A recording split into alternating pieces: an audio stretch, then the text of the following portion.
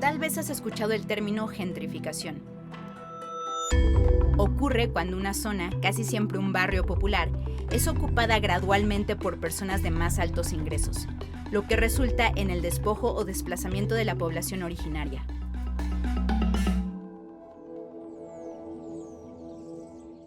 Hace años que Adi no transita por este lugar. Lo evita a toda costa.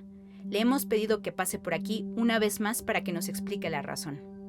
Nos cambió la vida totalmente. Empezaron invadiendo poco a poco y después se esparcieron totalmente hasta tomar nuestro acceso principal al pueblo. Este tramo de la calle Real de Mayorazgo era una de las principales vías para los habitantes de Joco, en el sur de la Ciudad de México. Hoy, gran parte del espacio lo ocupa el complejo residencial y comercial Mítica.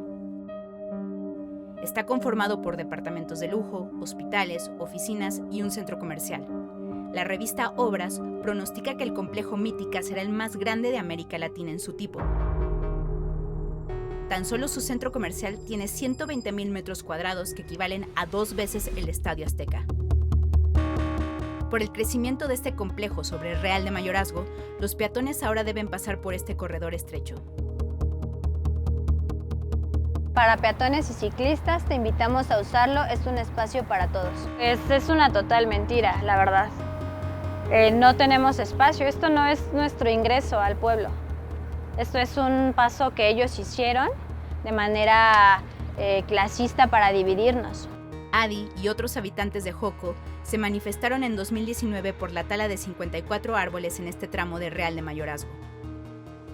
La tala de árboles ya fue como la gota que derramó el vaso. Los árboles que teníamos antes eran más gruesos, eran más grandes, eran prácticamente yo creo que unos 9 metros lo que teníamos.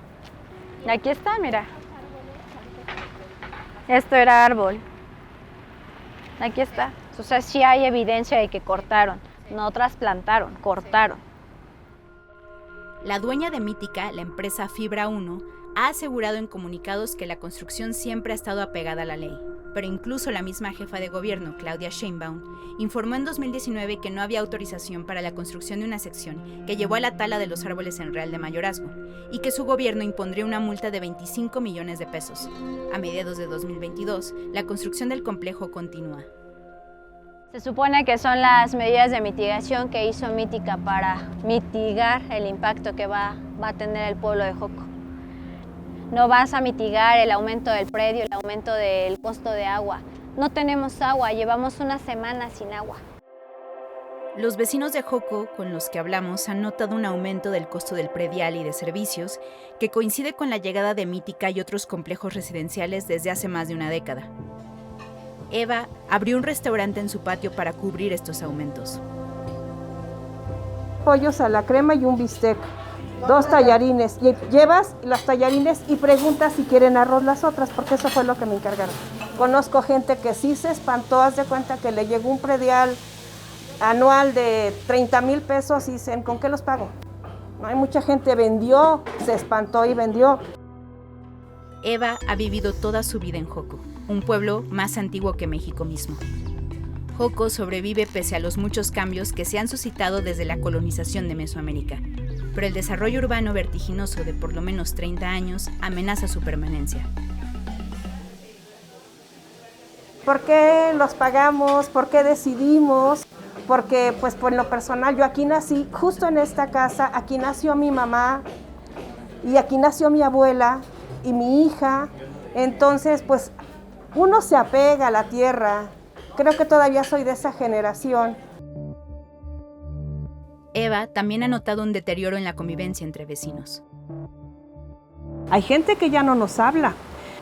Esa lucha que empezamos a hacer algunos vecinos hace la división con los vecinos, que ahorita ya el pueblo se convirtió en apáticos, en lucha por el territorio y los que están a favor de Mítica.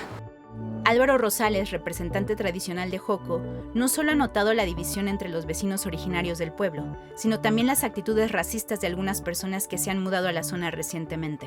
Hay gente muy déspota, gente muy grosera. Aquí estamos acostumbrados a sacar nuestro santo. Y cuando sacamos a San Sebastián, pues la gente hasta nos grita indios. se molesta mucho por los cohetes, cuando ha sido una tradición pues, de cientos de años. Joco es un pueblo originario, reconocido legalmente por el gobierno de la Ciudad de México. Un pueblo originario debe ser consultado antes de que se inicie un proyecto inmobiliario que lo afecte directamente. Esa consulta previa nunca sucedió.